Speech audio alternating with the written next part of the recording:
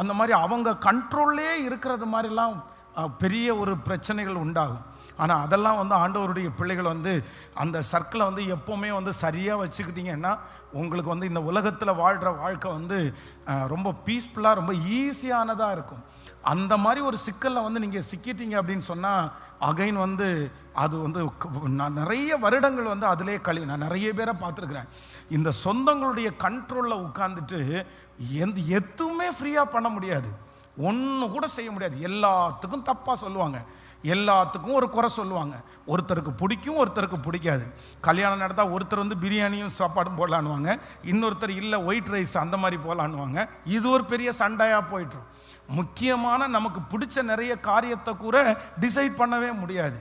பெண்ணுக்கு எடுக்கிற சாரியை டிசைட் பண்ண முடியாது. அதில் ஒருத்தர் வந்து இப்படி தான் பண்ணணும்னுவார். இந்த மாதிரி விஷயத்தை வந்து உடனே செய்ய முடியாது. ஆனால் நீங்கள் என்ன பண்ணணும்னா இந்த மாதிரி கமிட்மெண்ட் எல்லாத்தையும் குறைக்கணும். ஏன் அப்படின்னா நமக்கு எந்த சொந்தக்காரங்களும் குறை சொல்கிறதுக்கு வருவாங்க, நம்மளை பற்றி பேசுறதுக்கு வருவாங்க. ஆனால் ஆபத்தில் நமக்கு வருகிற ஒரே சொந்தக்காரர் கர்த்தர் ஒருத்தர் மட்டும்தாங்க வருவார். வேற யாருமே வரமாட்டாங்க. வேற எல்லாத்துக்கும் அவங்க வந்து நிற்பாங்க, ஆனால் அழுறதுக்கு வந்து நிற்பாங்க, அந்த மாதிரிலாம் வந்து நிற்பாங்க. ஆனால் கர்த்தர் நமக்கு எப்பொழுதும். அதனால் சொந்தக்காரங்களுக்காக ஆண்டவரை விடாதீங்க, சொந்தக்காரங்களுக்காக ஆண்டவரை தூக்கி போடாதீங்க. நீங்கள் இன்னைக்கு தூக்கி போடுற அந்த சொந்தக்காரங்க நாளைக்கு உங்கள் பிரச்சனையில் வந்து நிற்க மாட்டாங்க. ஆனால் ஆண்டவரை நீங்கள் எப்போ கூப்பிட்டாலும் கர்த்தர் உங்களுக்கு வந்து நிற்கிறதற்கு ஆண்டவர். சொந்தக்காரங்க ஏதாவது ஒன்று செஞ்சு உங்களை வருத்தப்படுத்திட்டாங்களா, நீங்கள் வருத்தமே பட வேண்டாம்.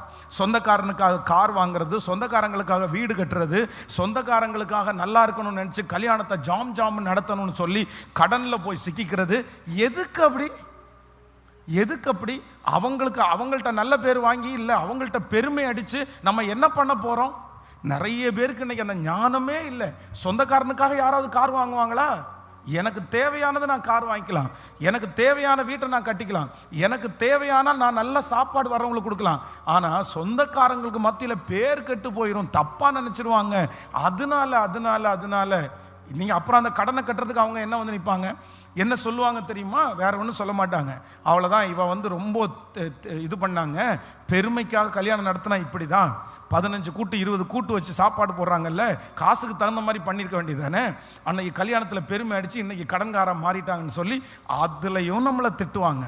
அதனால் நான் நம்புகிறேன், என்னை விட்டு போகாத ஒருவர் கர்த்தர் ஒருவர் மட்டுமே. ஹல்லேலூயா. எசப்பாட்ட சொல்லுங்க, ஆண்டவரே நீதான் உண்மையான ஒரு சொந்தக்காரர், நீர்தான் என் தகப்பன். சொல்லுங்க, நீர்தான் என் தாய்.